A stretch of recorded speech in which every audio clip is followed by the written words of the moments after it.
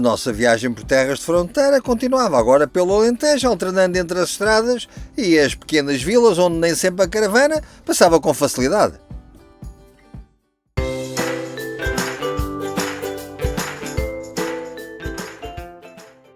Há seres humanos que, devido à sua prática de vida, deixam memórias inesquecíveis nos lugares onde viveram. Sabem do que é que eu estou a falar?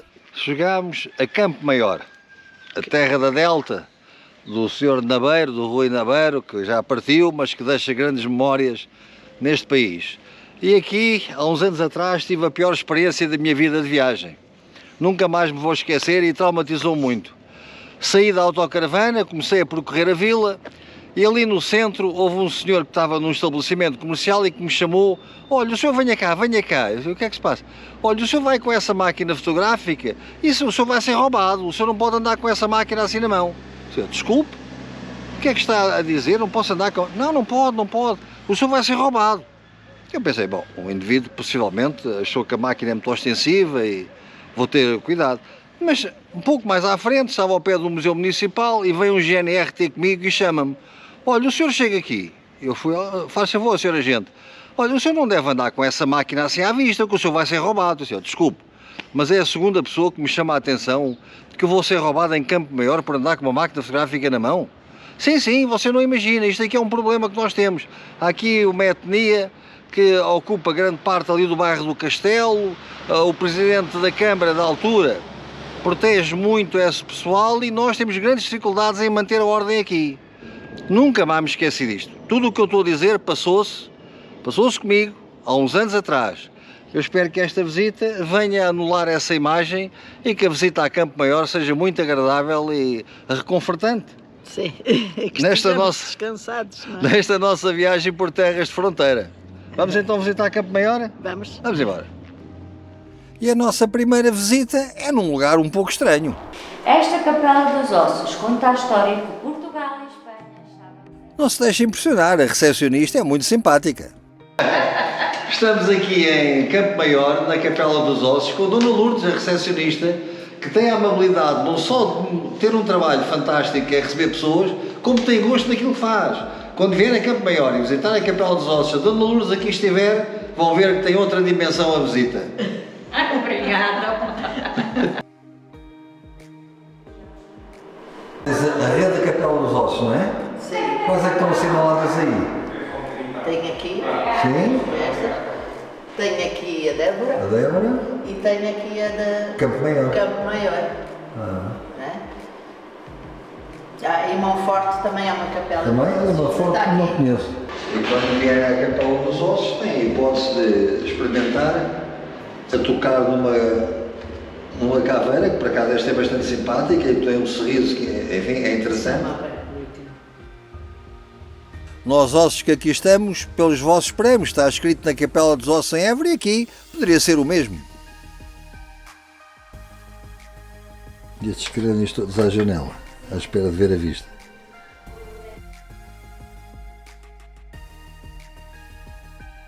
Duas são as hipóteses consideradas para que a essência desta capela. Uma terá sido que terá havido por aqui um convento franciscano e estes serão os restos mortais Onde se faziam os enterramentos frades. Outra foi de uma grande explosão que houve em 1732 em Campo Maior, que destruiu 2/3 da população e da localidade. De uma torre de pólvora. Uma torre de pólvora, A consequência da queda de um raio. O paiol explodiu e 2/3 da população e 2/3 da localidade desapareceram. Estes ossos, esta capela poderia ser uma homenagem a esses que pereceram nesse cataclismo. Mas parece-me que a mim que será mais correto que seja a antiga capela dos franciscanos. Deixávamos aqueles ossos à espera dos nossos e fomos visitar Campo Maior, esta vila raiana, no Alto Alentejo. E muitos são os locais que nos podem levar a fazer-lhe uma visita. Como, por exemplo, o Lagar Museu do Palácio Visconde de Olivan. Logo à entrada somos surpreendidos pelas enormes talhas que serviam para guardar o azeite e a Cristina não resistiu. É muito curiosa. À entrada, um painel chama-nos a atenção para a Festa das Flores. Tem um museu que iríamos visitar mais tarde. Entretanto, enquanto vos mostramos estas imagens da visita a este museu, vou contar-lhes que este nobre, o Conde, construiu um lagar de azeite do mais moderno que havia na altura, destinado à população local. Ele queria que todas as pessoas tivessem a oportunidade de fazer a moagem gratuita das suas azeitonas. Porquê é que será que esta vila produziu homens tão abnegados pelo próximo? E enquanto a Cristina testava os produtos locais, foi dar uma volta pela maquinaria industrial do mais moderno, como eu disse na altura, que foi aqui instalada pelo Visconde de Olivan. Então, Cristina, parece que já vens carregada. Tu reparaste? Trouxe, claro, como ver o Museu do Azeite, eu não pude deixar de comprar um garrafãozinho de azeite. E mais? Mais. E um dos nossos pecados, sabem o que é? Os nossos pecados mortais, azeitona. Azeitonas temperadas. Então, Eduardo, onde é que nos levas? Hoje, a primeira visita do dia vai ser o Centro de Ciência do Café, instalado na fábrica Delta, onde vai falar sobre o café e a maneira como se prepara, como se obtém, enfim, tudo sobre o café. Isto tudo em Campo Maior. Campo Maior. Não é? E hoje não podemos fazer mais visitas porque também é segunda-feira, os museus estão todos fechados, não é? Estamos a atravessar uma zona de monocultura de oliveira e estão carregadas de azeitona. Penso que este ano vai ser um grande ano de produção de azeite. De certeza que o preço do azeite vai baixar e baixar muito. Não. Olha, estamos a chegar à Delta. Centro de Ciência do Café. O seu destino fica à direita. Obrigado. Na década de 90, o fundador da Delta, Rui Nabeiro, teve o sonho de criar um museu sobre o café. Esse sonho foi concretizado, mas com o passar do tempo houve uma necessidade de modernizar e agora podemos visitar o Centro da Ciência do Café. E o que será essa bebida que nos tem acompanhado ao longo da nossa vida?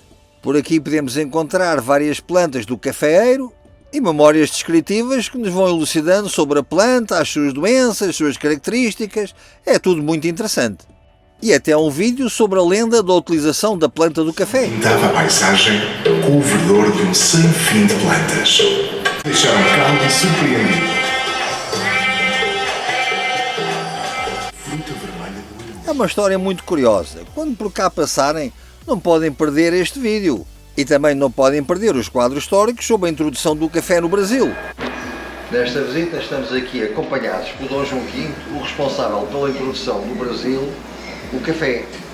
Foi ele que, no seu reinado, conseguiu obter as plantas para introduzir no Brasil a plantação do café e assim tornar o Brasil o maior produtor de cafés do mundo. Mas como é que ele o conseguiu? Venham comigo aqui a este lado. E como é que o Dom João V conseguiu obter plantas tão raras como na altura era o café, a planta do café, porque ela era guardada de uma forma quase religiosa pelos franceses que não permitiam que ninguém usasse esta planta no resto do mundo. Então ele lembrou-se de mandar o Francisco de Melo Palheta com 2 missões, uma diplomática e outra para tentar obter o grão do café. Era muito difícil. Ele esteve na Guiana Francesa, mas viu que a missão ia ser quase ingrata e que não conseguiria cumprir. Mas, entretanto, ele tinha criado uma relação afetiva muito próxima com a mulher do governador da Guiana Francesa. E quando chegou à conclusão que não conseguia mesmo obter a planta do café, despediu-se, mas na despedida, a senhora, tão agradecida pela amabilidade que ele tinha tido em ser seu amigo tão próximo, ofereceu-lhe um ramo de flores onde escondidos estavam a planta do café. E foi assim que o Palheta trouxe o café para o Brasil e o resto da história nós já sabemos qual é. Este centro que nos falava sobre o café, as suas origens, o seu comércio, a sua introdução em vários pontos do globo, não deixava de nos surpreender. Aqui, uma representação de uma antiga caravela que fazia o transporte dos grãos para a Europa. Na visita a este museu dão-nos um cartão. Este é um cartão magnético que nos dá acesso a determinadas funções aqui neste museu. Por exemplo, eu ponho aqui e surge-me isto e diz navega para cada porto. E agora eu aqui vou tentar, baseada ali, E lá íamos nós, quais navegadores por esses mares, navegando aquelas caravelas que transportavam aqueles grãos tão preciosos. Vais para onde? Isto é difícil. Vais para onde, Eduardo? Agora não sei, mas isto de navegação é mais difícil. Estás a que parece. contornar o Cabo da Boa Esperança. Pois, é que está o problema, é que isto não é fácil. A esperança é muito, o cabo é que não é grande coisa. Agora ver se eu consigo virar aqui. Ver, é alto, já está bom, já é muito. Estou quase lá, né? Vais para Luanda.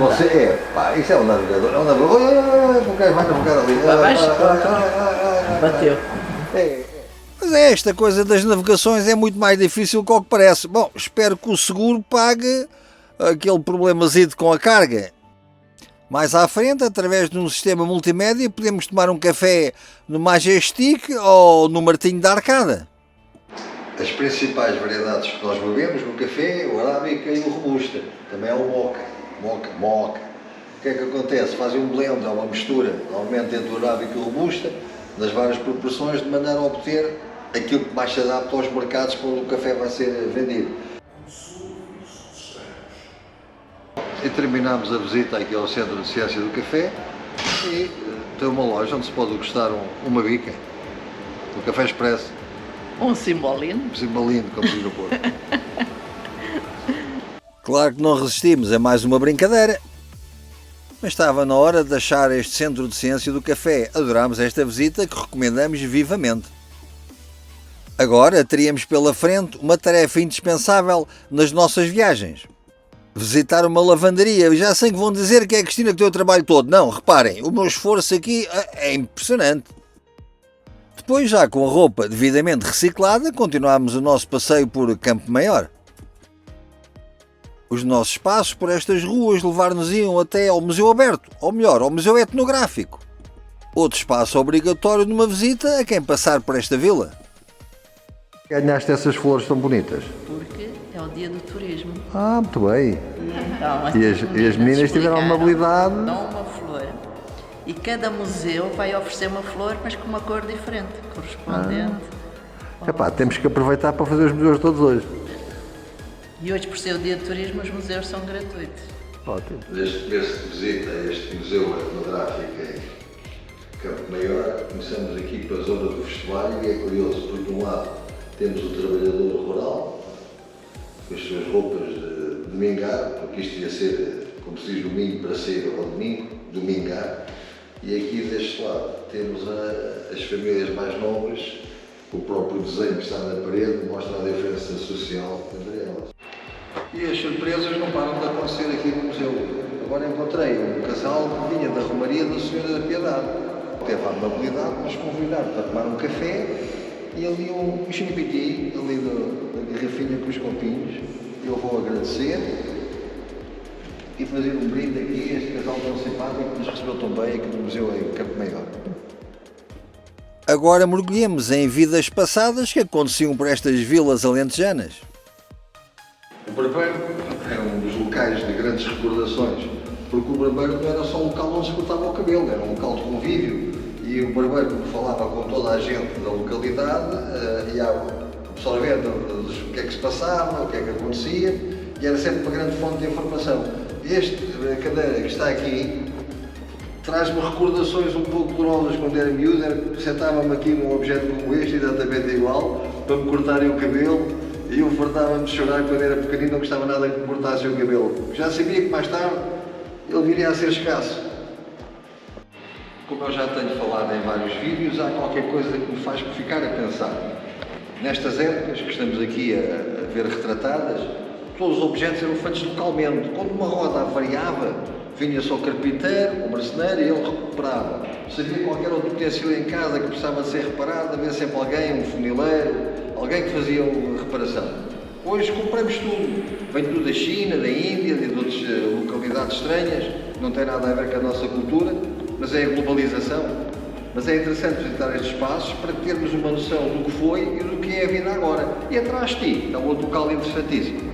Era aqui que era o centro social das localidades, a taberna.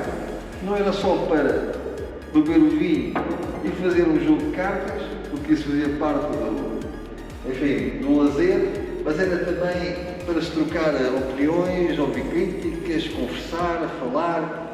As tabernas foram sempre locais de grande reunião das aldeias, e eu que digo é que passei por muitas aldeias e ainda tive a oportunidade de ter esta vivência, de conhecer estes locais.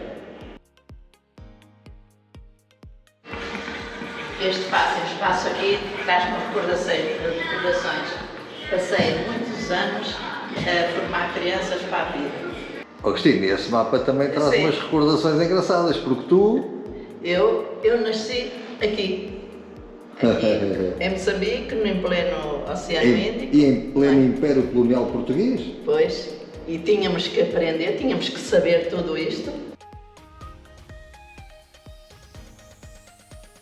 E neste mesmo espaço vamos encontrar o centro interpretativo das festas do povo, ou direi melhor, festas das flores.